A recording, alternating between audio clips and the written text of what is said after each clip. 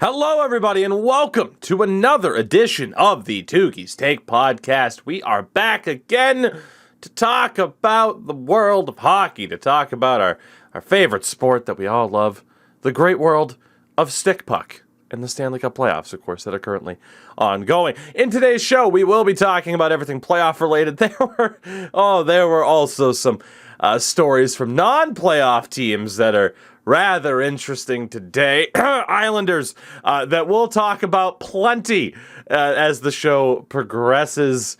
But first and foremost, the fellas are back here with me. It's the triumvirate of hockey power. I don't know. Endo Mills, how you doing today? I'm doing all right. I'm just chilling. It's a Tuesday. I almost thought it was a Monday because we recorded the last podcast on a Monday, I think. But yeah, I'm just vibing. How you doing? Yeah, I am doing quite well. We continued our NHL 2K10 adventures last night. Some great moments there. That'll start being uploaded to the second channel very, very soon. Look at that. I still don't want to talk about my MLB The Show struggles because that was a time, but we always have 2K10 to fall back on. As Sin knows, the master of the backhand, as you will all see if you haven't been following on Twitch. Sometimes, Sin, at least, sometimes. I'd ask you how you're doing, but I know 1, computer troubles, 2, you've been sick. You're getting put through the ringer, buddy. Yeah. But you're still here, and I appreciate you. Yeah, no, it's a lot. I'm using my laptop, actually. I have 3 computers, which is a little over the top, but yeah, using my laptop here because my PC, unfortunately, one of the headphone jack, something broke off in it. There's just something stuck in there, so it's not usable. There you go. Yeah, that's one now, for my stuff. Like I hate using the headphone jacks in the computers. So what I'll do is I'll use like the one in my mic, or I'll use a USB one just to have it in there. I hate it because that happens way too much to me, and it's too much of a hassle to get in there and dig it out. Yeah. Yeah. Computer troubles aside, we are here. We are ready to talk about some hockey. Before we get down to business, of course, as always, this podcast is brought to you by our friends at Manscaped. You can use code Tougie at checkout for 20% off your order and free worldwide shipping when you use the code Tougie at checkout. Manscaped, the best tools for the job. Treat yourself right, especially heading into these beautiful summer months. It's already May. How the hell is that? It is May 10th as we're recording this. Jeez. Don't know how the hell that happened. My girlfriend, who is a school teacher, has like a month left of school, which is nuts. Don't know how that happened. Summer vacation's the best, though. Fuck them kids. Yeah. I want to be able to hang out with my girlfriend for more than a few hours a day. Thanks. Oh, God. And Manscaped makes sure, they make sure that I look my best for the summer months as well. We've always said, head to toe, they get you covered. Doesn't matter. You can shave your head with whatever you want from Manscaped. The nose and the ears hairs, they got you covered. Your face, your sack, whatever you need covered, Manscaped's got you. Code Tougie, 20% off, free worldwide shipping. Circular deodorant. Spherical. That one's for Endo Mills. Look at that. It's spherical. Oh, God. What was it? Cylindrical. What was it? well, so the show, what was it on Drake and Josh back in the day? The Game Sphere? Yeah. As their, like, fake PlayStation Xbox console? Oh, It's spherical. It was beautiful. God, what a show. Buy a Game Sphere if you can. Go ahead. Do it. And code Tougie, Manscaped. You know the deal. So, to get down to business today, no viewer questions because we flat out do not have the time. There is way too much to talk about. We'll see what happens in the second show of the week this Friday because some of the other series might be done. Of course, there's only one series that has officially ended. But before that, throughout this podcast, right now, we're recording a little bit later, which is rather beneficial because the draft lottery is happening tonight. And throughout, or kind of in the middle or towards the end of the show, we will be able to talk about the results of the draft lottery and the implications that that will have. Of course, there are a lot of picks in play that could be staying with teams or going based off of the, the wording in the trades, the lottery protected picks. There we go. That's the word that I'm looking for. And of course, the rules have changed. There are no longer the 3 picks really up for grabs. It's just the 1 and the 2 in terms of the picks that are up for grabs. So it certainly does favor a team like the Montreal Canadiens, who do have the best odds at 18.5% of winning the lottery. So again, we'll see what happens with that later on in the show. And of course, by the time this is stuff you guys will already know, which is perfectly fine. It's in. Yes. Oh, I didn't even. I knew the rules had changed a bit, but you can't like move up to like 5 or 3 anymore. Like the most a team can move up now, I do believe, is 10 spots. No, I get that, but you were saying like only the 1 and 2 are. Yeah. So now that 3rd overall pick is no longer there's no longer an individual lottery for that pick. Oh, so like the Sharks could technically move up to 2, but they can't move up to 3. Is what you're saying? Yes. That's so fucking weird. That's so I believe that's correct, yes. That's very It's like very every weird. time there's a top talent, they change the rules a little bit so it's more skewed. Like, yeah. Yeah. So there will be 2 lottery drawings, one for the number 1 pick, one for the number 2. Once the top 2 picks have been established, clubs will be slotted in the order of their finish in the regular season. Additionally, teams can only move up 10 selections if it wins one of the lottery draws. Only the top 11 teams in the lottery are eligible to receive the number 1 pick. Oh. So San Jose is 11th, so Oh, the so Sharks they could. Oh. So the Sharks could get the number 1 pick or the number 2, but they will not move up to number 3. Okay. And if okay. So okay. So fucking weird. for example, No, I get it now. Number 12, Columbus, Islanders 13, Jets 14, Canucks 15, Vegas Golden Knights 16 cannot get the number 1 overall pick in this lottery. Yeah. So, doing more to try and stop teams like New Jersey from moving up from 13th overall, which I don't hate in a sense. That's just a constant debate and argument on where you put, the importance on anti-tanking versus rewarding teams that just happen to be bad, because there is a difference between tanking and like, hey, we need to be bad right now. Our time is done. Strip it down. We're bad. We're trying to build up. Yeah. Like, there is a difference. It's a fine line, but there is a difference. So, again, we'll have our lottery results a little bit later on, and we'll see again what happens. Because, like I said, there are some picks that could change hands as well based off of the results of this. For example, the Chicago pick that came over to Columbus in the Seth Jones trade. If Chicago gets one of the top 2 picks, Chicago would keep it, and instead Columbus would get a first-round pick next year. Mm-hmm. If it's not a top 2 pick for Chicago, the Blue Jackets have another first-round pick this year, which they're looking damn good already as it is. Yeah. So, but to segue, I said they're looking damn good. The opposite end of the spectrum would be this team that I think we can now officially label as in the mud. The New York Islanders yesterday announced that they have, let's be honest, they'll put relieved of his duties. They fired Barry Trotz, arguably, at all times, the best head coach in the league. At the very least, top 3. If you want to put him top 5, maybe. That is a top 5 coach, bare minimum, in the NHL. And they fired him after a down year where they had, like a 13-game road trip to start the season. Bunch of injuries, so on and so forth. And General Manager Lou Lamoriello. Now, a reminder here. Lou Lamoriello is an old man. fossil. I'm not being ageist when I say that. But what I am saying is that over time, the landscape of sport changes. Yeah.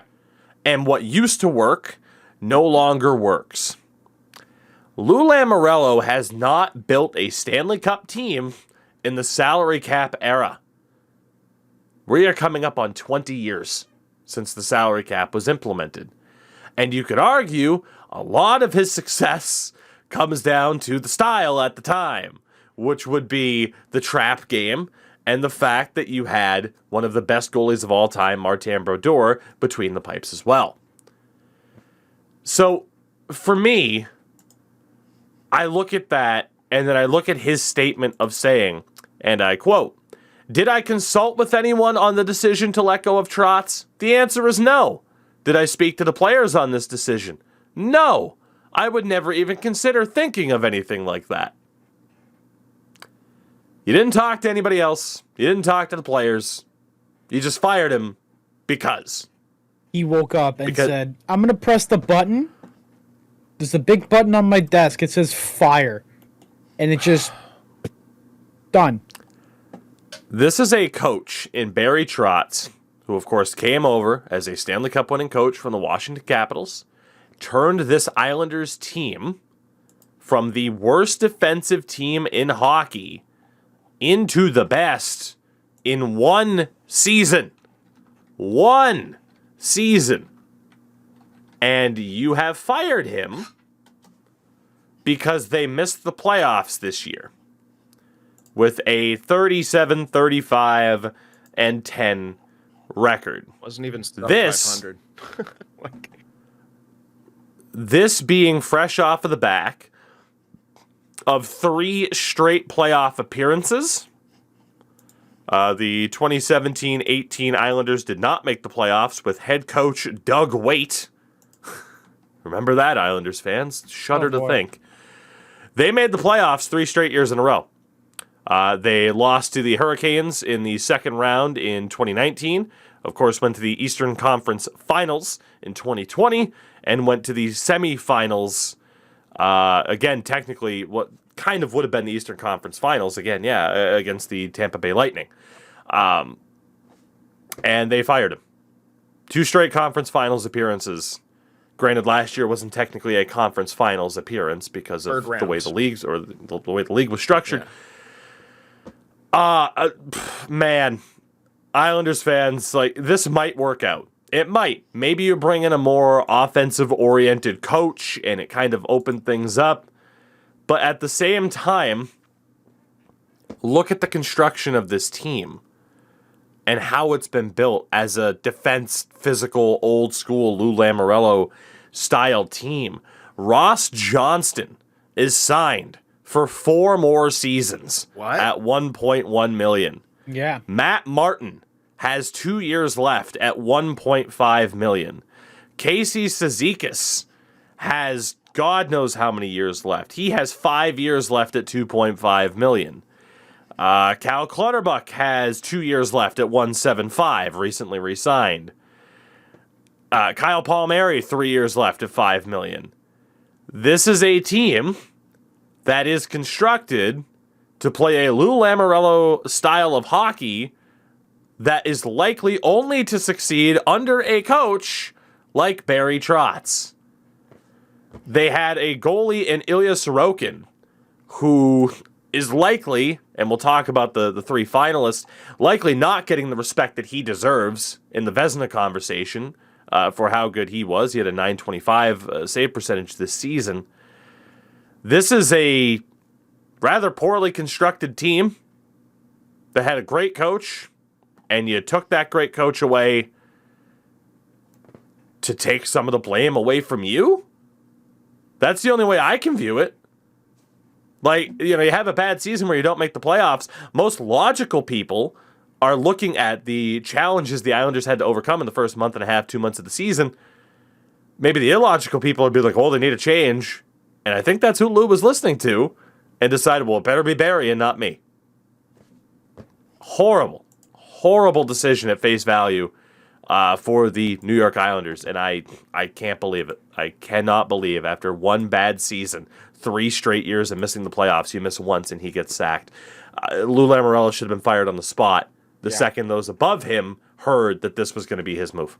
Yeah, it's absolutely silly. But it's always like the coach on the chopping block. But other teams got to be salivating over grabbing Barry Trotz, and I know a lot of teams that are going to be going off him who have have teams that are built in a way that Barry Trotz could fucking totally do well with. Like Vegas comes to mind for me, as much as I hate to say it, but they absolutely come to mind.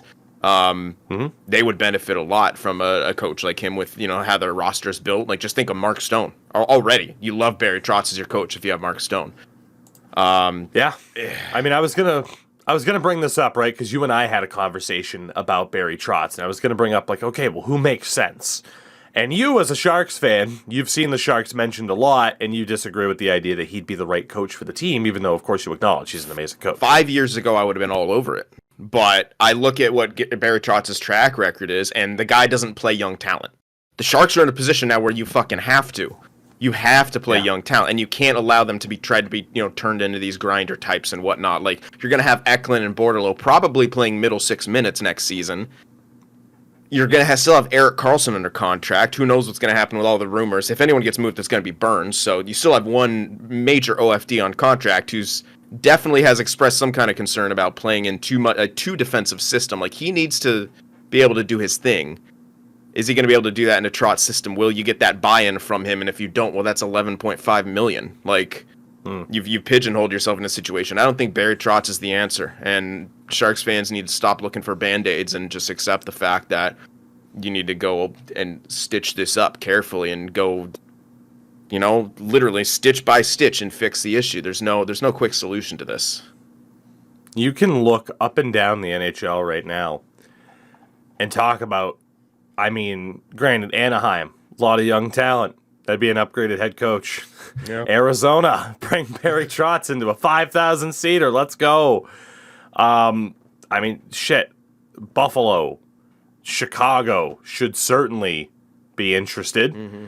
I don't know. Maybe that could bring about a culture change that they still desperately need.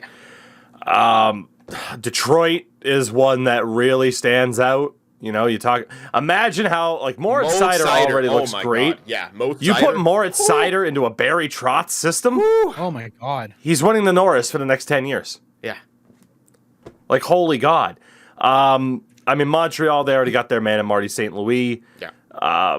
That's who the Sharks need. The Sharks need a St. Louis type who says, fucking fly free to this young talent. Look what happened to Caulfield, dude. I was legit becoming convinced. I'm like, dude, yeah, I might have been right. He might only be a middle 6 guy at best. At this point, I'm looking to eat my words like in a big way. Well, you were right. Yeah. He under Dom Ducharme, he was a middle 6 guy at best. Mm-hmm. It does go to show the effect that coaching can have. Mm-hmm.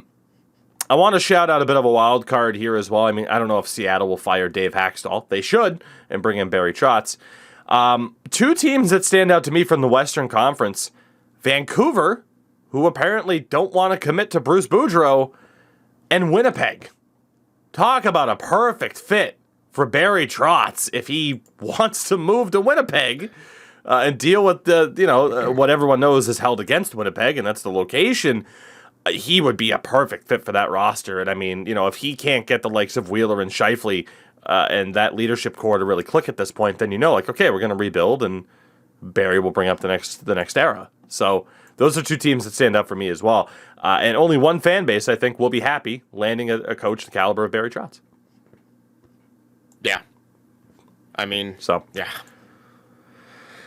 Mind-boggling move. The Sharks and also just to touch on the Sharks again, the Sharks have bigger fish to fry. They still need to bring in a GM at this point. I love what Joe Will just did in signing Barabanov to 2 years, 2.5. Maybe we are going to bring that up at some point. I can't have the sheet in front of me like I usually do.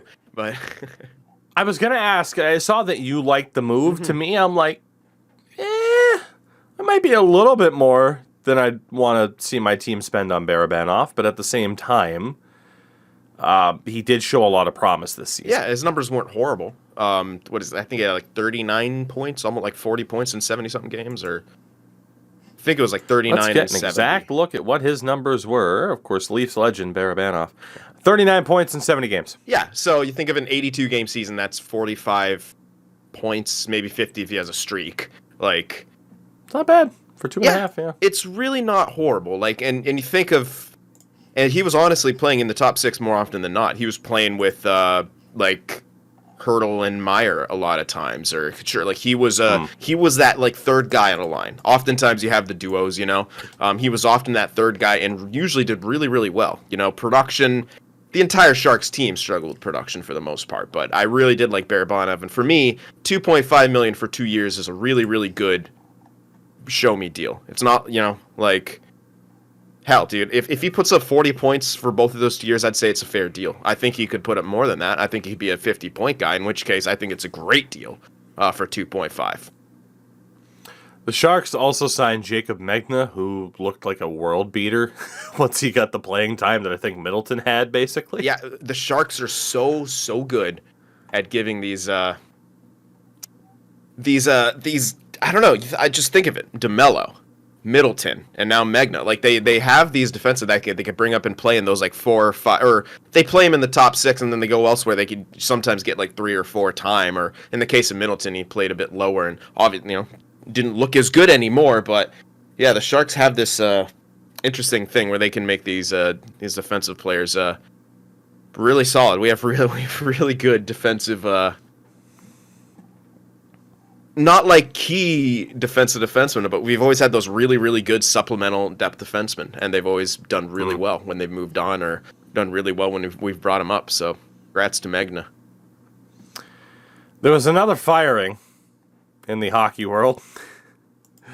Although I feel like the perfect segue is to talk about a retirement, but just really quickly wanted to mention this. Pierre Mcguire was fired by the Ottawa Senators after less than a year with the organization. Oof. Who knows? Like, obviously, like, he will be the scapegoat for whatever controversial or bad decisions were made. People being like, oh, he's clearly the reason Tyler Boucher was selected over Sillinger and so on and so forth. Like, look, I don't know if we're going to know for sure. He was the vice president of player development, so how much of a hand he would have had in their draft policy, right after being hired, I don't know. So he was hired. He was hired on July 12th of last year, and the 2021 NHL draft was on July 23rd.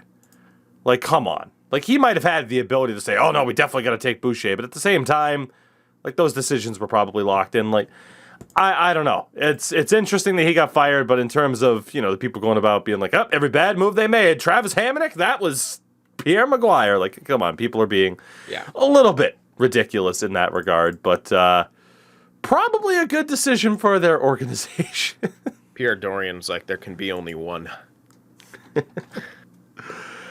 The other big thing, and again, it was a perfect segue, and I don't know if you had any thoughts on Pierre Mcguire. I mean, come on, it's just like, yeah, cool. These people are just gonna love to speculate on it, and everyone loves to make fun of him, and rightfully so. I mean, he's been such an annoying twat for such a long time. But do you think we can make that the episode title? Twaddle? The episode twaddle. Pierre Mcguire, annoying twat. Do you think Spotify will be okay with that? I don't know. We're not British, so it's like, I don't know if we can get away with it. Yeah. Fair. We can try. Yeah. So again, Sin had the perfect kind of segue that we had to sidestep for a second. But the other big news, at least for today, Patrick Marlowe has officially announced his retirement, unsurprisingly, at the age of 42 years old after sitting out No, he's older this than that. entire season. No, he's 42. No way. Yeah. Jumbo's only 42? Yeah, I think he and Thornton... They're the same age. Thornton was drafted the year before. No, they were drafted the same year. Okay, then yeah, Thornton's only 42. What? Why did I think they're both older? 42. Okay. Joe Thornton, July 2nd, 1979. Patrick Marlowe, September 15th, 1979. I legit thought they were like both a little bit older than that, but okay. Anyway. Yeah, 42. So, Marlowe, first and foremost, there's a Player Tribune article out that I recommend everyone reads. One of the quotes from that to certainly endear himself to the city of San Jose. Quote, that new team, the city I couldn't find on a map, was a hockey town if I'd ever seen one. To see how far the team and the city has come in the 19 years since I was drafted made me proud of all of us. So his number's going to be retired, I believe, as soon as next season was the word. Has to be. I mean, he's Mr. San Jose Shark. Like, his entire career, essentially, almost, was with San Jose. Almost, yeah, outside of 2 seasons in Toronto and 8 games, technically 12 with the playoffs, so the Pittsburgh Penguins. Yeah. And then another year with the Sharks to break that record. Yep, 9 points in 56 games last year with the Sharks. It's interesting now because you can certainly say that all 3 California teams are certainly like locked into this new era now. obviously for the Sharks, like Marlowe and Thornton are gone. For the Ducks, Ryan Getzlaf is retiring, and of course Dustin Brown for the Kings also retiring. So it's this kind of bittersweet end of an era. Even for those on the outside, excuse me, even for those of us on the outside looking in, like Endo and I talked about it on this show before, as Bruins and Leafs fans, the idea of that Western road trip with the California teams, nightmare fuel. Hopefully we can get a point or two from those three. Like, it was unbelievable how strong that Pacific Division was, and obviously a big part of the reason as to why the Sharks were that strong was Patrick Marlowe. Yeah. I mean, second overall pick in 1997 behind Joe Thornton. Yep. It's crazy. Like, you look at Thornton, Marlowe, Olli Jokinen, Roberto Luongo, Eric Brewer were the top five in that draft. 3 Hall of Famers. I suppose the Finns in the audience might be rooting for Olli Jokinen. Don't know if I'd go that far, of course. I don't know how many people would, but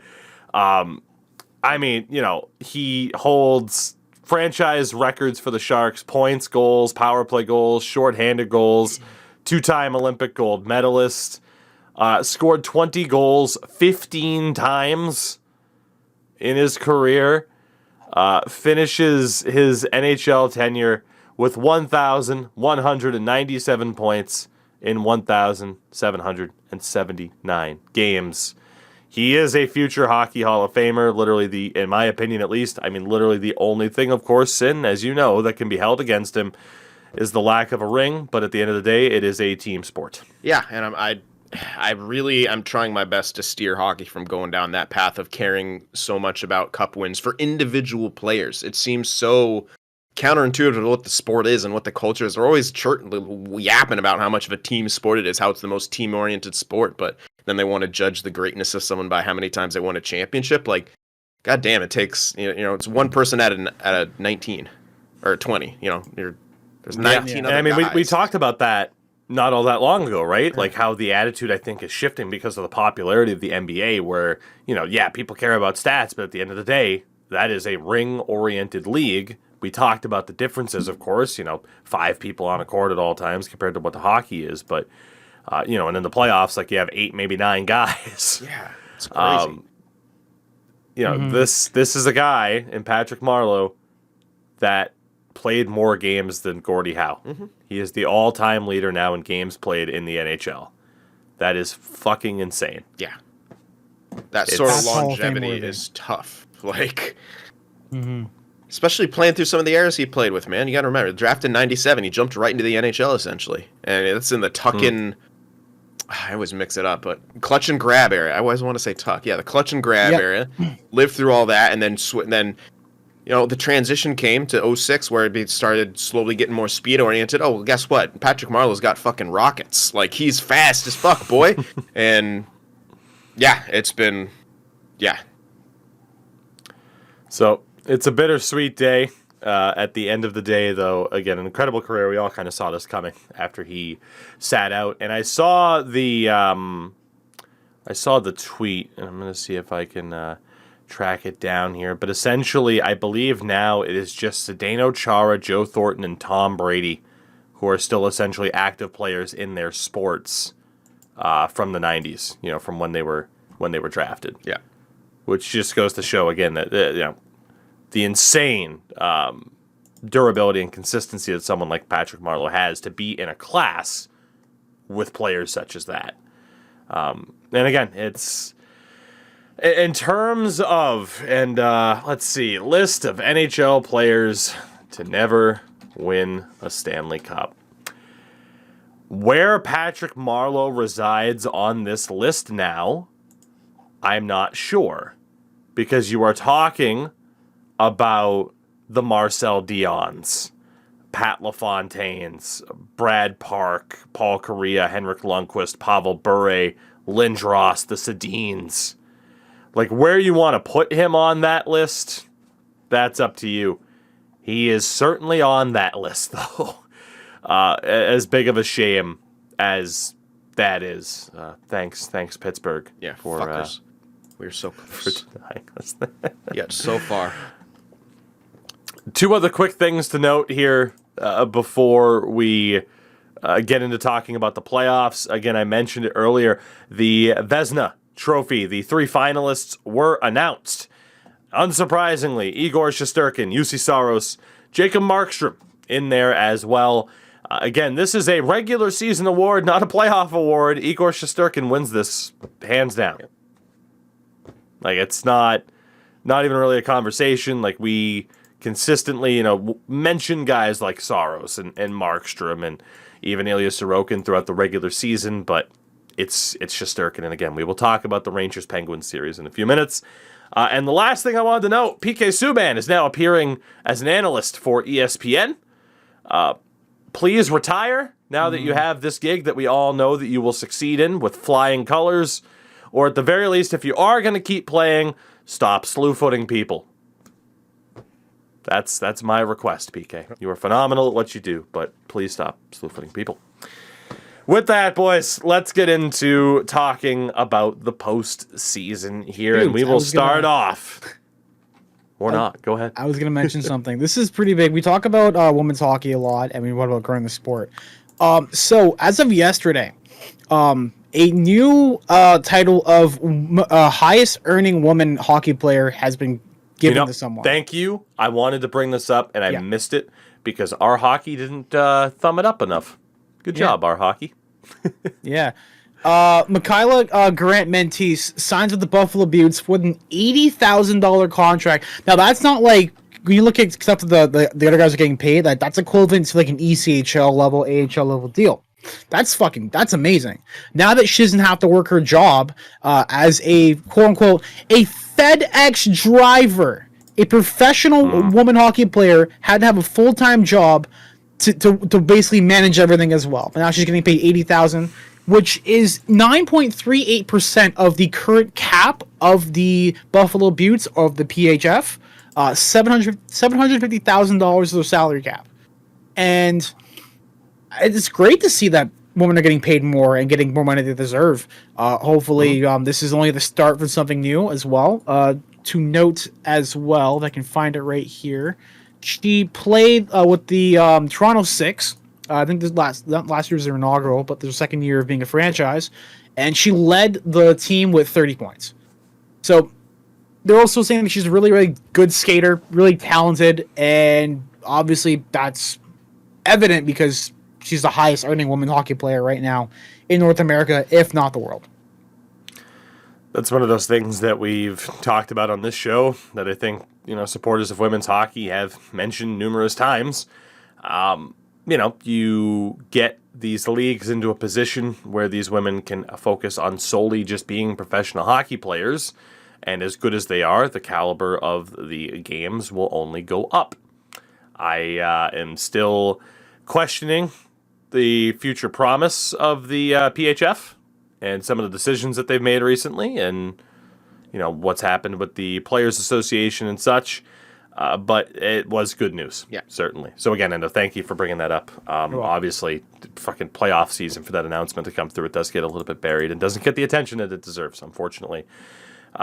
We will go into talking about the playoffs here. Start off with the Panthers and Capitals, which is now tied at 2 games apiece. The Caps were up 2-1. The Panthers won last night in overtime, which in my opinion saves their season. If Washington goes up 3-1, the Florida Panthers blow it.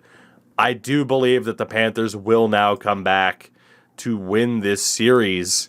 I don't remember what kind of game we mentioned as like, hey, if it goes this far, it's kind of an indictment on the Panthers.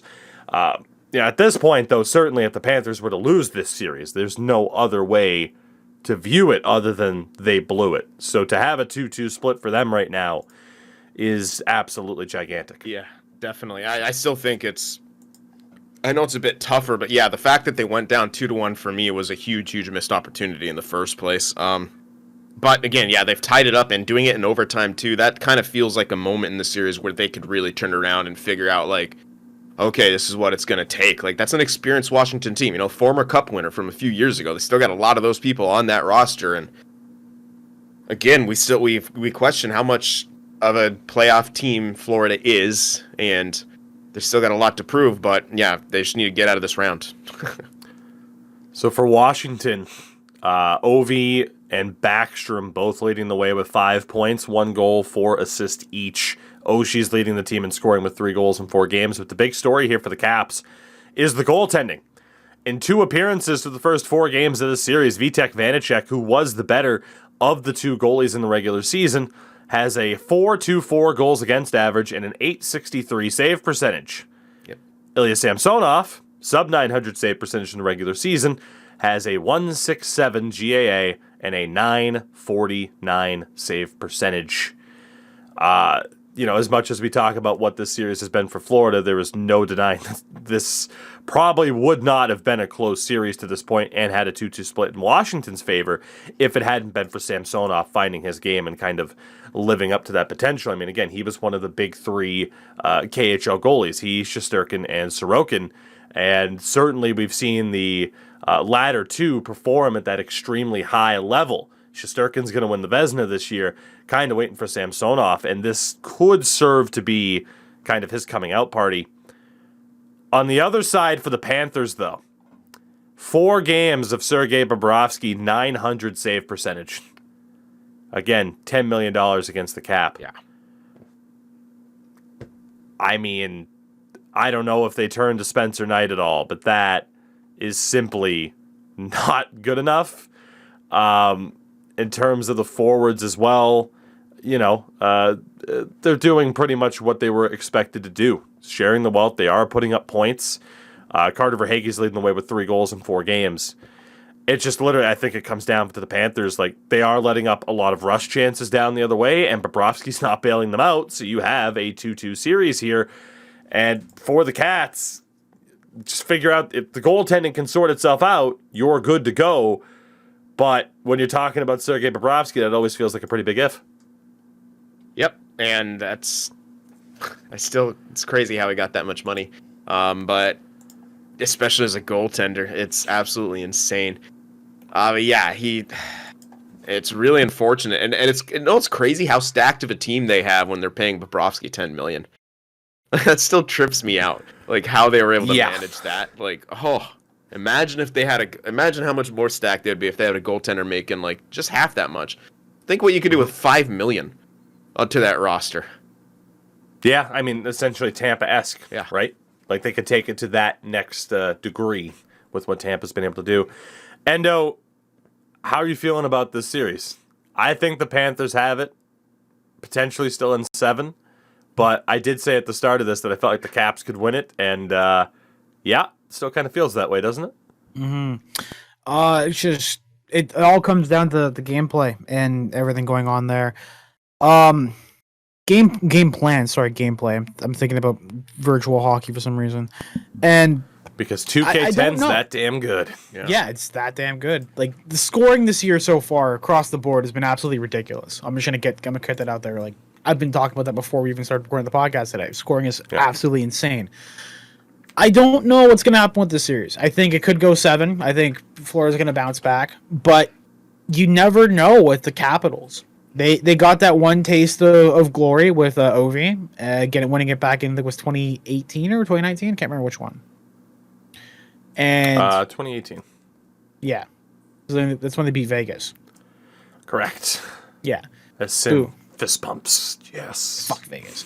And that's what I think is gonna happen. It's just gonna we'll see tonight what's gonna happen. I think tonight's a big stepping stone to see what's gonna go on with the series. I don't know. I'm thinking Caps are gonna take it though. I don't know. As well, we need to talk about the Leafs and Lightning. True. Which is now a 2-2 split. Essentially both wins for both teams. Very one-sided. For the Lightning at this stage, through 4 games, everybody, Andrei Vasilevsky has a 888 save percentage.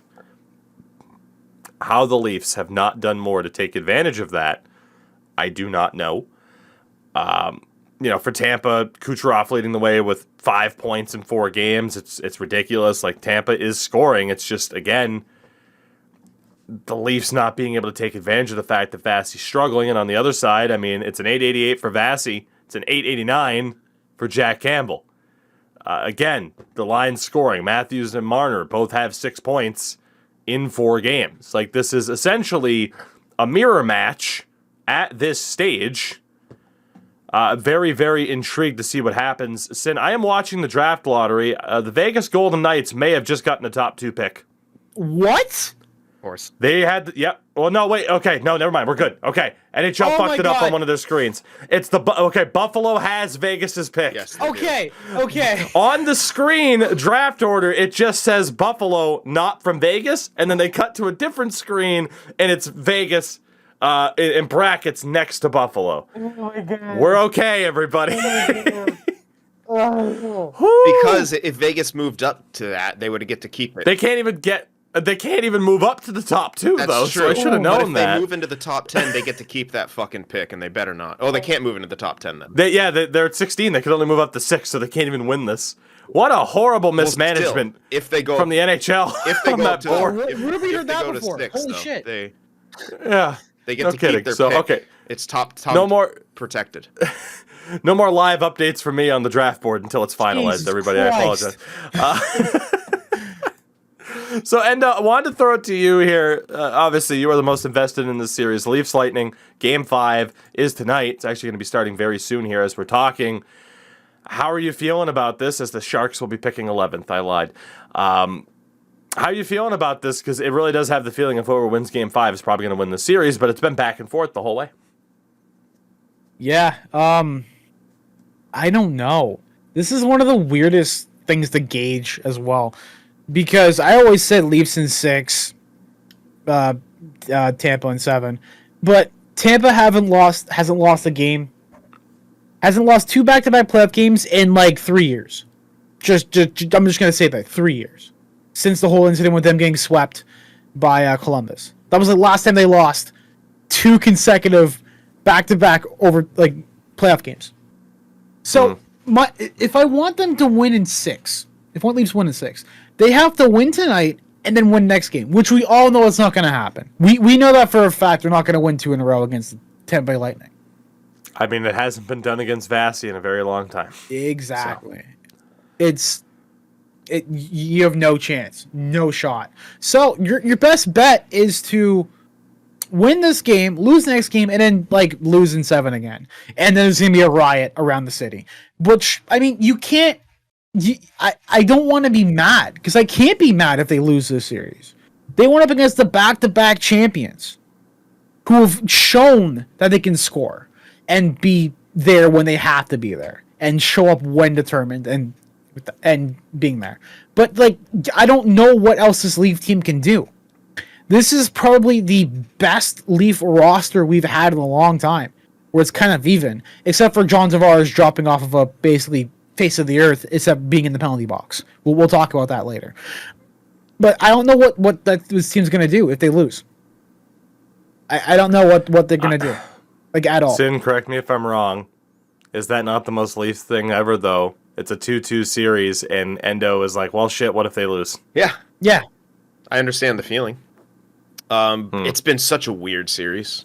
Like New Jersey has won one of the top 2 picks in the draft. Oh my god. They've moved up from the 5th best odds, excuse me. The Devils have a top 2 pick in the draft. Seattle's bumped down to 4. Okay. Which what the fuck just happened? So Seattle has dropped. New Jersey likely ends up at the 2nd. This is nuts. So Seattle had the 4th overall pick. Columbus has the 6th overall pick because of the Seth Jones trade, by the way. So New Jersey, Montreal, Arizona are the final 3. Oh my god. Insanity. Sorry, it's just, again, I knew this would happen once we got to this point where we were talking about this series, but as they go to commercial, Sin, Leafs Lightning at this stage, we kind of know how Endo's feeling. Endo is still hoping for the best, but expecting the worst, because that is what he has been conditioned to. Yeah. How do you read this series when it's been as close as it is, but again, each win for each team, alternating wins, it's been one-sided. Very one-sided. I don't know, man. I just feel like this is probably the Leafs' best chance. They're in a situation where they're playing a team, and it seems very similar. The play styles. I feel like the Leafs, if you're playing a team with a similar play style to you, the Leafs should be able to win more often than not. Because, well, they're designed to really kind of just be the epitome of the team of this era, essentially, of that skill-based team. And now, they're even developing a bit more defensive games. All those high-skill guys are developing other sides to their games, too. This is honestly their best chance to move up. Tampa's not the same. They're still a great team. They are not the same. They're not as deep. They're still deep. But, yeah, the Leafs need to win this. Like, this is a good chance for them. I'm not just saying, like, because of all the crap they've been through, but this is actually their best chance. That they've really kind of had, like... You could argue one of the two series against the Bruins, the more latter two, that they probably should have made it. Yeah, definitely. But at the same time, like that's a tough. The Bruins are designed to shut that team like that down. The Bruins are designed to completely negate a lot of those stars, and guess what? They negated those stars a lot of the time. They're right now playing in a situation where their stars are scoring. Vasilevsky's, back and forth, but like his overall numbers are pretty bad. If you're getting to him. Yeah, I feel like the Leafs need to find something because they've obviously found the recipe. Now you just need to do it consistently, and that's what's so weird about this series. There's no close games. It's just one team's good, the other team. Yeah, it's so weird. I think you just you cracked the code, and the reason why Endo and other Leafs fans struggle: consistency. Yeah, they have not had consistency at any point while Austin Matthews has been a Leaf. Endo knows this. How often do they not start games on time? I can't even count how many times I've heard the likes of Steve Dangle complain about that. Or finish games. Yeah, that has been a fair issue. Not even like recently. That's been an issue since like time. I would say like when I was a little child, he wouldn't finish games. They've never finished games. We went through and played NHL 2K10. Again, we're gonna plug that shit because that's one of the best games fucking ever, especially with friends. And we look back at that Maple Leaf roster. That was terrible. 2009-2010 season. Holy shit! Like, talk about not even finishing games or starting games. They didn't even fucking show up at all. Like, I don't know. Is it just ingrained? Is that what the fans keep calling the passion? Because they won one game. It's like, yeah, I'm filled with the passion. What passion? Have the feeling of your balls being whipped as you watch this team like constantly for over a fucking 10, 20, 30, 40, 50 year span without even being anywhere near a Stanley Cup final or even near the cup. The closest we've been to the cup is because we had the Hockey Hall of fucking Fame. That's the closest we've been to it. We house the fucking thing. Okay, I'm not sure. Yes! No, I read it wrong. Oh, I thought Montreal lost the lottery. They showed the number 1 pick first. Fuck! I thought the Devils won it. I'm cutting that out of the podcast. Fuck! Oh, it was so close. So the Habs get the number 1 pick, New Jersey number 2 to fuck over everyone else. All I can imagine while you're talking about the Leafs is James Bond getting whipped in the balls in that first Daniel Craig 007 movie. Yeah. It's just an edit of the Leaf over his face, just yelling out in pain. God. But, like, as I was saying with the Leafs, like, the closest they've been to the cup, and I'm not sure people know this. I'm not sure this is common knowledge. The Hockey Hall of Fame storage is located in the exact same arena as they have their practice facility. I want you to know that. So, stuff that don't get put up in the hall, and they're held for storage or for, like, maintenance and everything, they go in this room in this area. So, every time they fucking practice, they are closer to the cup than they will ever be in the actual playoffs. It is absurd that, now that I'm putting that together in my brain, how that is. Because the display cup is the one at Hockey Hall of Fame. The actual cup is in these archives. I'm just letting you know that, like, full on, when it's not being given to all these players, it's in these archives. It's sitting there, like, being polished and, like, cleaned up real quick. Like, the fact that, like, they literally practice right next to the fucking cup, and they still can't touch it. It blows my mind.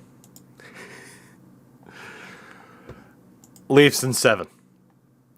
Fuck you. To quickly touch up upon the final thing with the draft lottery, again, New Jersey wins for the third time in 6 years to move up to number 2.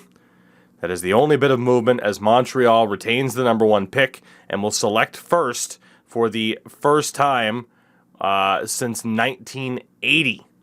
And it is also the first time since 1985 that the home team, the team that's hosting the draft, is selecting first overall. So the Habs, the first time since 1980, get the number 1 overall pick. They had the top odds to do so.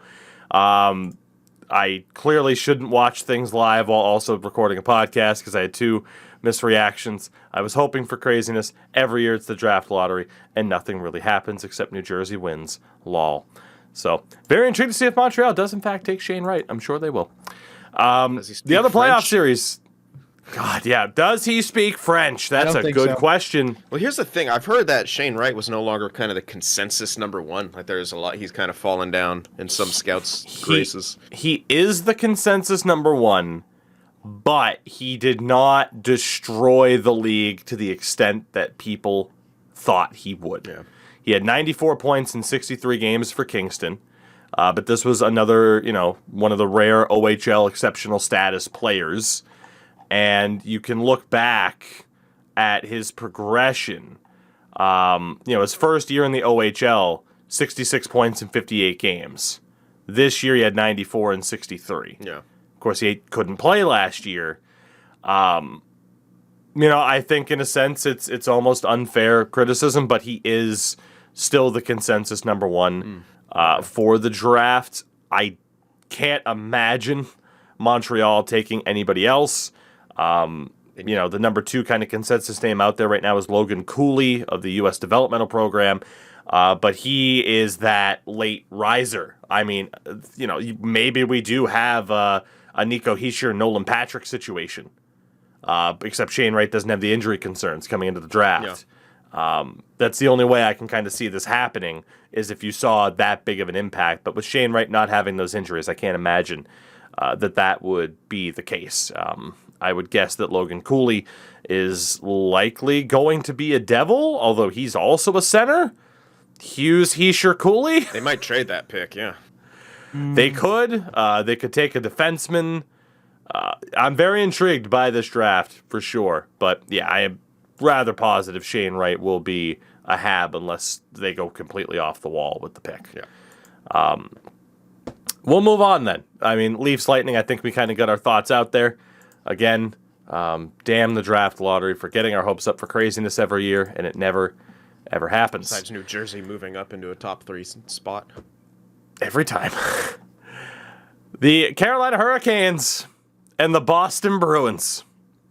Sin, on our last podcast, I asked you if the Bruins were going to have been swept by the time we recorded next. This series is now tied at 2 apiece. Wild. Absolutely wild. I legit thought, I'm like, Dad, this is going to be over in 5 and maybe 6. I mean, it could still be over in 6, but I don't know. Like, that last game, Carolina was just unraveling. I'm like, how are you getting so tilted? Like, you went up 2-0 and then all of a sudden adversity and you're full diaper. That's insane to me. So, for Game 3, they didn't seem to get rattled that much. The Bruins certainly performed much better. The crazy thing about Game 3, it was essentially overshadowed by that penalty box incident with the glass falling. Thankfully, that guy's okay. But, you head into Game 3, there's no Hampus Lindholm. He missed Game 4. He'll also miss Game 5 tonight. But the Bruins win in Game 3, and it's like, okay, not bad. But then you're right. In Game 4, they unraveled with a severe lack of discipline. And obviously, center stage, if you're going to talk about someone unraveling and going full diaper, Tony DeAngelo. And he's still going full diaper. Did you see the quote from him? Yeah. Carolina's much louder, better crowd. It's insane how alike that fucking idiot that he is. And like just the infantile things that he's saying and how in line it is. Oh my God. The first 2 games of this series If it continued at that pace, it's over in 4. That's not breaking news. The Bruins team that played the first 2 games of this series were the same Bruins that showed up for the first 3 games of the regular season against Carolina, and they got smoked. But something changed in Game 3, and they started to figure it out. And in Game 4 especially is perhaps where the tide turned. Because in those first 2 games in Carolina, you saw the likes of Brad Marchand trying to do his normal get under their skin techniques. And he was essentially laughed at. Which is why I'm like, this is done. This is over. And Marchand has to be playing hurt. He's so off of his game. What the hell is happening here? And it's been a complete role reversal in these past 2 games. Yeah. Marchand's tactics have worked, especially with Tony DeAngelo. Brad Marchand, turns out, probably wasn't playing hurt, was just on a horrible slump. He has 9 points in 4 games in this series so far. And he did not have a ton of points for those first 2 games. Like, there was just something clicked with this team. And thank God. I mean, you could say the big thing that changed, they did reunite Bergeron, Marchand, Pasternak, which in a sense hurts their depth a little bit. And if you look at the Bruins lineup heading into Game 5, yeah, their depth hurts. 19 points from their first line. DeBrusk and Coyle make up pretty much the second line. It's DeBrusk with 3 points, Coyle with 4. That third or second line right wing right now is Tomas Nosek, who has 0 points. They have a combined 3 points from their bottom 6. Not great. 3. But what's the big change with the bottom 6? Chris Wagner. This was a part of what turned the series for the Bruins, and I cannot believe this. I talked about the Bruins' depth options being Chris Wagner and Anton Bleed, and I'm like, fucking lovely. But Chris Wagner getting out there 10 minutes a night and hitting everything that moves, combined with what Brad Marchand is doing, it's worked. I maybe put too much respect on Carolina. Can you blame me? I maybe put too much respect on Carolina and their ability to not be rattled by the Boston Bruins, because they have been. That extra physicality has paid off. Even Nick Foligno, who I don't think has had a great series, but the physicality's paid off. Defensively, they played Game 4 without Charlie McAvoy, who, thank God, is playing in Game 5, but he was out with, he was on COVID protocol. They won Game 4 without their 2 best defensemen. You have literally 1 point from the defenseman that played in Game 4, but Derek Forbort living up to that contract in terms of defensive play, blocking shots. And then the perhaps biggest change, I don't think Allmark was necessarily to blame for those first 2 losses, but numbers are numbers, man. He had an 860 in 2 games. Swayman, 2 games at home, 925. I cannot believe that the Bruins have managed to turn this around, especially Ranta played in Game 4 as well and still has great numbers. It defies almost all logic that they have been able to turn this around. I simply can't believe it. And if they were to lose at this point in 6 or 7, I'm okay with it. I don't want it to happen, but at least they weren't embarrassed. Yeah. And it's like that's just, it was unacceptable for them to be embarrassed. I still think that perhaps the best course of action for this offseason, if they lose in round 1, is to make those changes and to go in a different direction. But at least now they won't be embarrassed, which would have been completely unacceptable. Yeah, fair point. I mean, I was shocked that they were able to come back. I mean, I'm like, yeah, okay, they win the first game at home, but the Game 4 was absolutely shocking to me, and the fact that I watched this Carolina team, which is so well balanced and so sturdy and just has been great all year, that they were just all of a sudden. You know what it reminded me of? It reminded me of what was it, 2014, when you felt that shift. When the Sharks were going to get reverse swept by the Kings, and all of a sudden, the Sharks were just like mentally not there, and the Kings had all the momentum, even though they were still down a couple games. And you almost knew that they're going to win. Those momentum shifts are nuts, man. I know. Like we saw it with Columbus and Tampa. Yeah. Tampa up 3-0. They lose game 1 4-3, and then they get swept. And you could just see the click. Like, the Bruins 2013 against Chicago, you could see it. Game 6, they're up by 1 late in the game. They're like, we got this. And they clicked off. And Chicago won it that night. Like, you can kind of see it. I don't know if Carolina has completely kind of turned off. Like, they play at home tonight. Yeah, Rod's going to do his best to turn them around, and maybe he's obviously still got that room, but they have to do they can't get involved in the extracurriculars. Like, they have to play their identity. They started letting the Bruins dictate the identity of how the game was played, and that's where they fucked up. Because once the Bruins do that, it's over. Bruins in 7. That's what I said on this podcast. I'm hoping for the best, man. It's insane. I'm hoping. The next and final Eastern Conference series, I don't know if this one's going 7, boys. The Pittsburgh Penguins have a 3-1 series lead on the New York Rangers. Ooh. Sidney Crosby just became the 6th player in NHL history to record 200 playoff points. He has 9 points in 4 games.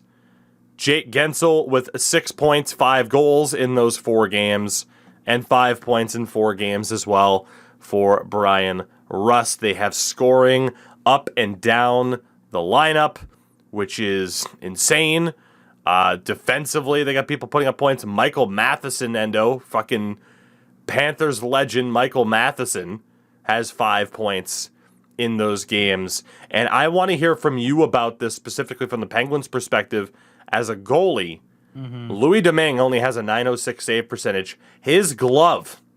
How does a goalie get to the NHL level with as weak... Like, how does a goalie get to the NHL level with as weak of a glove side as everyone knows Domingue has? And yet the Rangers are losing 3-1.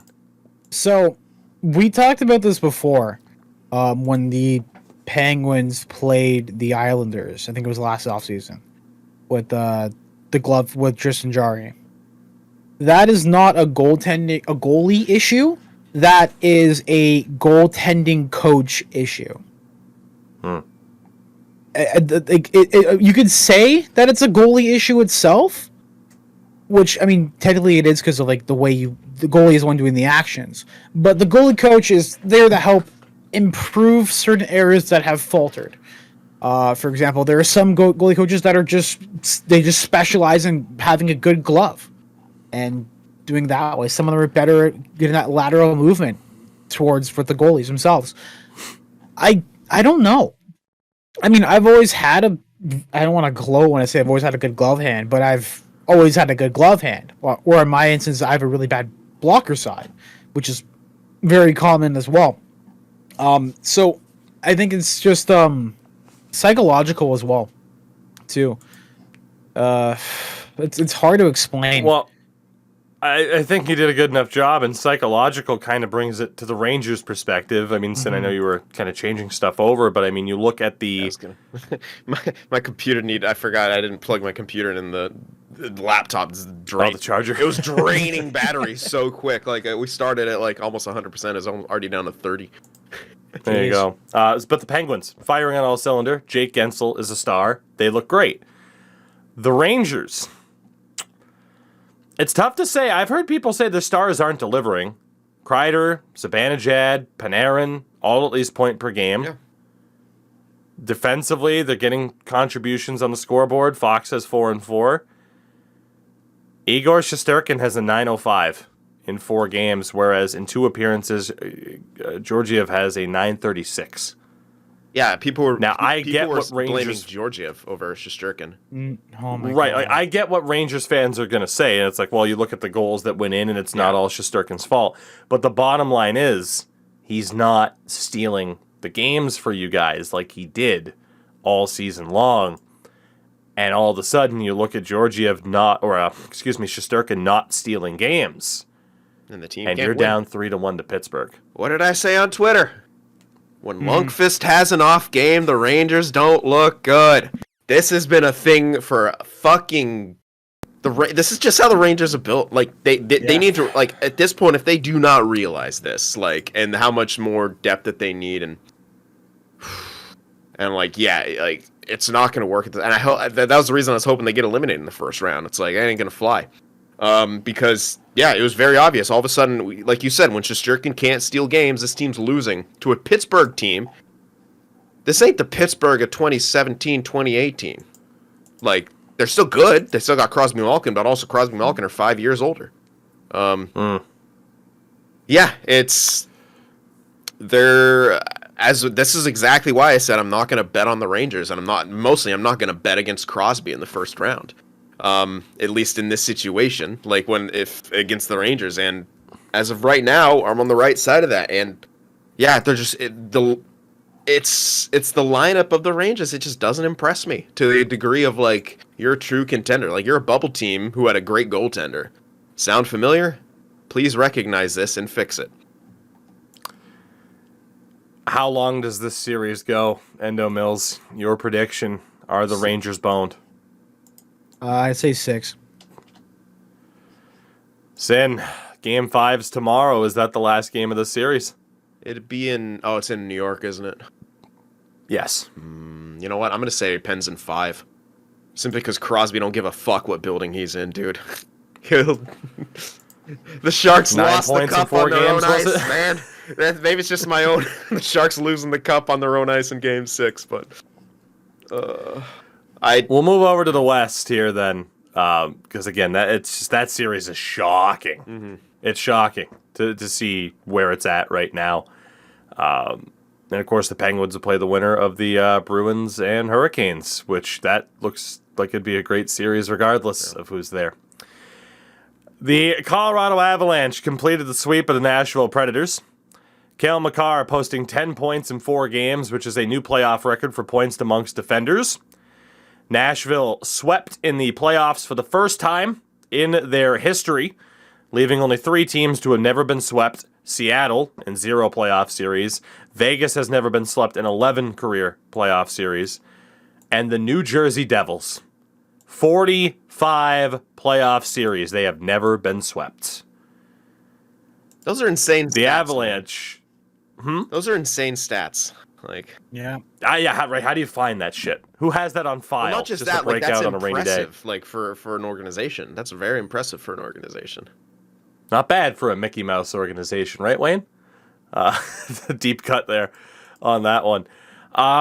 We'll talk about it from Nashville's perspective. We all kind of knew once UC Saros went down, it was going to be rough. Yeah. Like that's just how it is. There's really not too much to say there. I thought... Congrats to the Avalanche from doing what you should have done and then weirdly trying to position yourself as an underdog.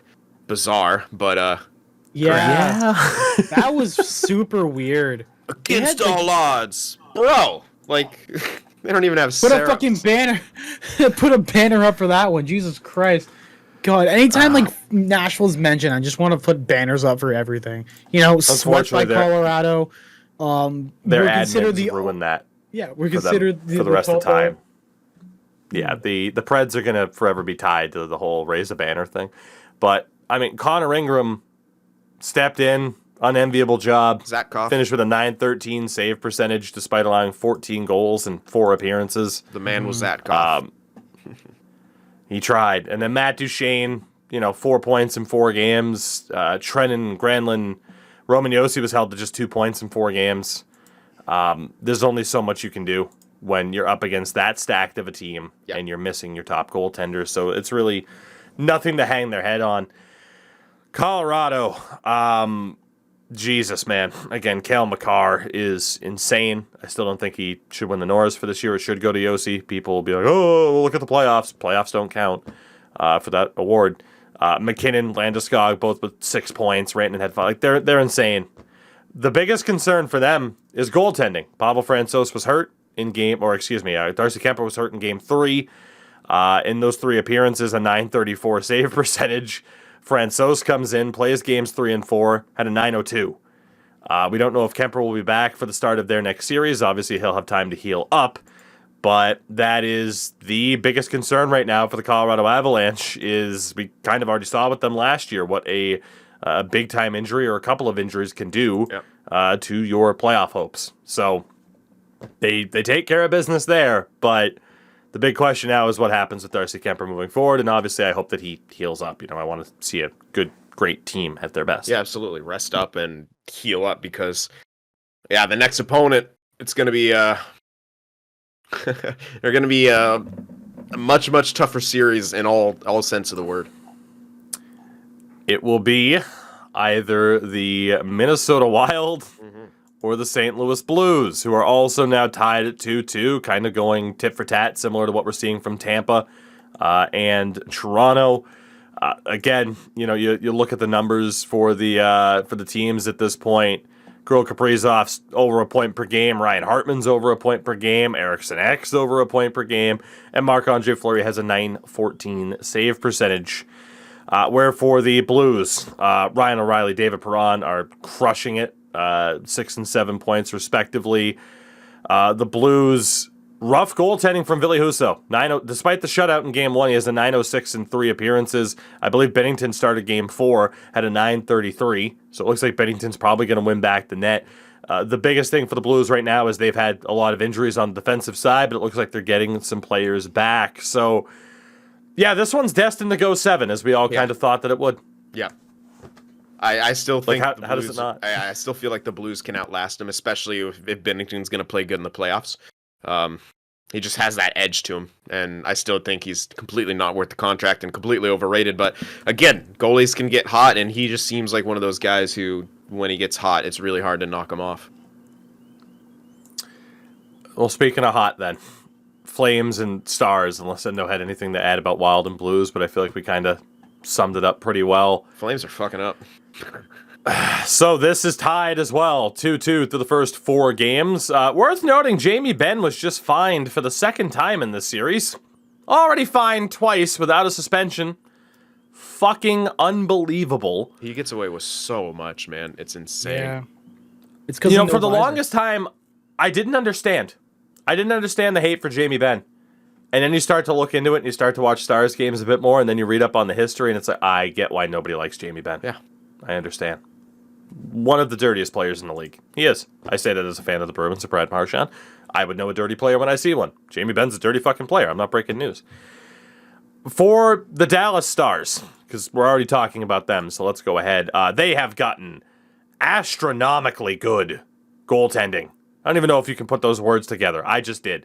Jake Ottinger has a .960 save percentage in 4 games.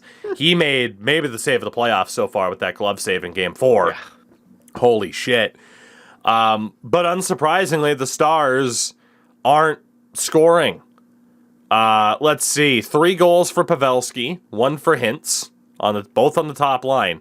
So they have 4 goals in 4 games from the top line, 3 goals from the next 3 lines. Raffl with a goal, Sagan with a goal, Faksa with a goal. That's it. Yeah.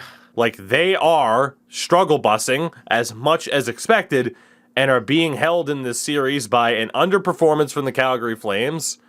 And as a result, I mean, what goes hand in hand with that, Ottinger is playing sensational hockey. God tier. Yeah. Like, it's absolutely ridiculous the way he's playing. And we kind of figured that might be the case, but it's really surprising that Calgary's still not able to muster more offense. I mean, a .960, just the sheer volume of shots that he's had to face to put up a number like that is ridiculous. For Calgary, top line, Goodrow 4 points, Lindholm and Tkachuk 3 points each, and then from there, you have a combined 6 points from the rest of the forwards. Yep. Again, it's kind of the same story. Calgary's getting more scoring. The difference is, again, for them, it's not enough. Markstrom has a .952. You're not looking at goaltending as to the reason why Dallas is in this series. It's just Ottinger's playing amazing hockey, and this Calgary offense that is better on paper is just not doing enough. Prior to the last game that Calgary won to tie it up at 2-2, Johnny Gaudreau, of course, scored a penalty shot goal in that game. But this stat came out from NHL_Sid. Since 2017, out of all 350 players that have played at least 200 5-on-5 minutes in the playoffs, Gaudreau ranks 346th in 5-on-5 points per 60. There is only 4 players ahead of him, and they are all defensemen. He ranks dead last amongst forwards in that time. Johnny Gaudreau fucking needed that penalty shot in Game 4, and my God, does he need to be able to help lead this team to a playoff series win. Because otherwise, if they fall short here in round one again, he will never escape. I mean, barring a Conn Smythe level performance, he will never escape regular season Johnny Hockey. Johnny regular season, whatever you want to call him. He won't escape that label. He and the Flames need to win this series. And it being tied through the first 4 games is far from ideal. Yeah, definitely. I can't agree more. I think they're really missing an opportunity here. Again, yeah, they're maybe getting goalied a little bit, but you got to figure something out. Like, at some point. I know it's a Canadian team, so it's prevalent. How do you view this series? Similar to every other one that's tied 2-2, because these matchups have been pretty damn close. Yeah, it's been a very interesting playoff. I think we had one overtime game. That's it so far of all the series that we've been through, both East and West. Like, one overtime game. It's crazy. I hope that Calgary can bounce back, because I would love to see a Calgary Edmonton series. In general, I just hope that they can bounce back and get this going, because they are squandering it completely. You have a clear road to go through. I mean, Ottinger is carrying that team. Also, so is Jamie Benn. We're getting not suspension, but getting fines and suspensions. But yeah, I want the Stars to win. I want the Stars to win, but I want the Flames to win at the same time. Like, I'm torn on that. Before we talk about our final series, the Bruins and Hurricanes have started, and for the 5th time in as many games, the Carolina Hurricanes have scored first. Yeah. The final series to talk about here, Sin. It's a big one. Edmonton and LA tied at 2 apiece through 4 games. For the Oilers, I don't understand, because scoring's on point. Kane has a playoff hat trick. McDavid, Draisaitl, even Ryan Nugent-Hopkins at a point per game or over. Bouchard's over a point per game. And Mike Smith has a .942 save percentage. The Oilers, when they've won, have blown out the Kings. But Jonathan Quick, who has an .894 save percentage, I believe does have a shutout in one of the 4 games. It's... How? It's again. It's the most Edmonton series ever. It is. It's feast or famine for Edmonton. And exactly why the reason I gave LA a chance in this one. Because if it's feast or famine for Edmonton, eventually you don't score. And when you don't score, LA is going to beat you. Or when you're struggling to score, LA is going to beat you, because they're that kind of team. The series is tied up because of that. Oilers will be on. It's kind of similar to the Toronto Lightning series in that way, but like obviously it's two completely different teams in this way. But yeah, it's like Edmonton shows up one game, coasts the next, shows up the next game, and they shouldn't lose this series. I voted for the Kings because I know there's a good fucking chance they do, because they're not deep enough and they cannot get that consistent scoring all the time. And McDavid can only do so much. Well, Draisaitl, whatever. Both of them. Yeah, it's McDraisaitl Hopkins. Yeah. Gotta get the hyphen in there. Yeah. So, again, this was my one dark horse selection. I didn't want to be, all contrarian, but I knew there's a good shot that it could happen, and I just feel more and more validated the more this kind of gets evened up, and like the more everyone's like, oh fucking, you see that last game, like Ray Whitney on Twitter, oh fucking, they're gonna blow them out. They just blew them out, and I'm like, no, they're not. And they come back, LA fucking wins by playing a grindy ass style that Edmonton can't compete with. Like, and this is exactly the doom of Edmonton. That has been. They don't have enough depth. They don't have enough different styles. They rely so much on star power. They're the most NBA team out there. And that simply is not going to fly longer and longer. They can get to the second round, but I don't think they're getting past that at all. Endo, does this series go 7? I think for stupidity's sake, it goes 6. And I think Edmonton's going to bobble it, and LA's going to move on. And whoa, you're saying LA wins 2 straight to advance. That's okay. You don't think McDavid's going to have a good game the next couple? I don't know. Like, I just have a feeling that LA is just going to go. It also will be hilarious to see Oilers fans go absolutely fucking nuts, because you have this core. You have this core, as in fucking McDavid and Draisaitl, and you can't do anything with everybody around him. I mean, Evander Kane's doing well, but then again, that's because Evander Kane's Evander Kane. Like you're gonna what? Go ahead. I was gonna say, like, I don't know what they would have to do in the offseason if they lose this right now. Do you keep the core because you've had success in the regular season? I guess. Like, I don't know what they would do. What, in terms of fan support, like I feel like there are Canadian fans out there that root for a Canadian team no matter what, even if their team isn't in it. But I feel like at the same time now, it's like, obviously you have the Canadian teams that are in, the fan bases of the other teams just all go, yeah, wouldn't it be funny if they fucking lost and blew it in the first round to a team they shouldn't? But meanwhile, I'm the same one who's like, I don't know what the fuck we're gonna do, as in we, but like as in the Toronto Maple Leafs are gonna do if they're in the same situation and we lose again, which I'm pretty sure it's gonna happen because they're the back-to-back champs who still haven't again lost 2 fucking back-to-back playoff games in almost 3 years. It's true. Well, with that, everybody, we will wind things down so I can go hopefully watch the Bruins not lose to the Hurricanes, Leafs Lightning tonight as well. Again, the Montreal Canadiens have won the draft lottery. Shane Wright likely, very, very likely to be a Hab this summer, which was the master plan, as we all knew. Go to the Cup final, suck to get the number 1 overall pick. That's what everyone knew was going to happen. Habs fans masterclass. It came to fruition. Boys, with that, I mean, same old in terms of plugs. I don't know. And I'll throw it over to you. What do you got going on? Yeah.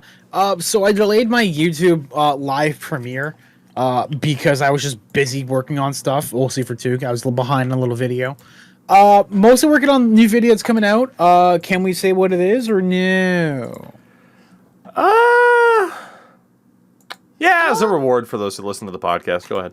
Yeah. Gretzky 05. The also known as the troubling story of how SDS kind of but didn't not really kind of become from something from 989 Sports. Yeah, it's a really weird, bizarre history that 989 Sports has, and the little mini Gretzky series revival for sure. Yeah, that was actually my first ever hockey game on the PSP. Gretzky NHL. I remember getting a good one for the PSP though. It was good. I got all the cheats, so I'd have Wayne Gretzky, all 4 editions of them. It was like 1979, 1985, 1994, 1998, all on the same fucking first line. And then I'd get Robo Enforcer. So I'd have 3. I had Gretzky at like center, right wing, left defenseman, and this Robo Enforcer just beat the crap out of people. It was the greatest. And I had Ty Conklin in that because I'm a fucking loser. That reminds me of my buddy. In one of the older NHL games, he would edit the rosters. He'd take like Ovechkin from the All-Star team, Ovechkin from Team Russia, and he'd just have a fucking Ovechkin line. And like he would just go through like a franchise mode with the Ovechkin line. Oh my god! One of them my cousin used to do is remember back in NHL when they had the Centennial team in the game for like 5 years straight. Legends, you mean? Yeah. Yeah, they had the Habs Centennial team in the game. Oh, no. He would always pick the fucking Centennials, no matter what. He was that scumbag. And because he knew I was better than him at the game, so he would just pick and just run up the score. I'd be picking with the Leafs. And that was like the shit. Allow it, though. If you're better than him, you got to do it. Yeah. Like, that's... So my buddy... Like, my buddy Pocus, who I play music with, I would always play NHL with him. He was never, I played it a shit ton. He was never great at it, but yeah, I would give him the Legends team. Like, for the brief amount of time when EA had the Legends team, and I'd play with fucking Team Poland, who was like the worst ranked, pretty sure the lowest overall team in the game, and I'd still win because like you just knew how to play the game. Like I wasn't like amazing. I was like maybe like slightly better than him if we played like on like regular teams. But he's like, no, I'm gonna pick up, be like, do you even know who the fuck these people are? Do you know who Jean Beliveau is? He's like, nah, but his stats are like 99 in skating. I'm like, what the fuck? But yeah, more classic games coming from me on YouTube. Actually gonna probably do a stream tomorrow. All streams for me are 5 p.m. Eastern, except for when it's podcast day. So yeah. Take that where you will. YouTube.com / bunch of numbers. They don't have 100 subs yet. So, yeah. There you go. Get into 100 I subs. do need to mention I need to mention my story along those lines. Me and one of my best friends would play WWF No Mercy every day, and our other best friend never played it. So it was those two against one another, and I was the special guest referee. And if our friend who never played it got a pinfall, I would fast count it to try and make it fair. It's like, if you let him land enough moves that you get fast counted, that's your fault, buddy. And boy, did he get pissed one time he actually lost. Oh my Glorious.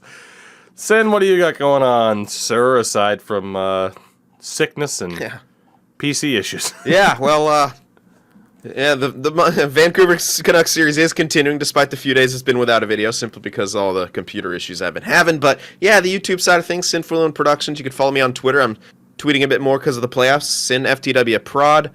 And of course, follow me on Instagram, at Paul Cinders. That's for all my music stuff, and I'm on Spotify as well with my acoustic EP. And you can find me there at Paul Cinders. And my single is dropping this Saturday, May 14th. It's full instrumentation, kind of like a pop punk emo, but with more of a modern twist on it. So hope you guys enjoyed. I played all the fucking instruments myself, besides the keyboards. I had my buddy come in and do that, and he's god tier. So yeah, look out for that May 14th, and that'll be on Spotify as well. You can also catch these two playing NHL 2K10 with me on the Twitch side of things on a virtually a nightly basis. I will mention as well, I mean, again, we have videos out on the YouTube side of things now. The main channel, of course, we had the EA versus 2K second episode going up, 2002 versus 2K2. Check that out if you haven't. We also had a video go up comparing the 5 NHL teams to never make the Stanley Cup final. Endo again knocked it out of the park with the editing on that particular video. On the second channel as well, there's all my franchise mode stuff. That's where the 2K10 stuff will be as well. And a new franchise mode starting up soon. I said it was going to be with the Boston Bruins. That's when they were down 0-2. There might be another team that's fucked up more than them, though. Maybe we use them instead. Maybe we do. Everybody, thank you again for listening to the Tougies Take Podcast and or watching, of course, in the video form on the YouTube side of things. We will see you all this Friday. Go Bruins. Score a goal, please. You're still down 1-0.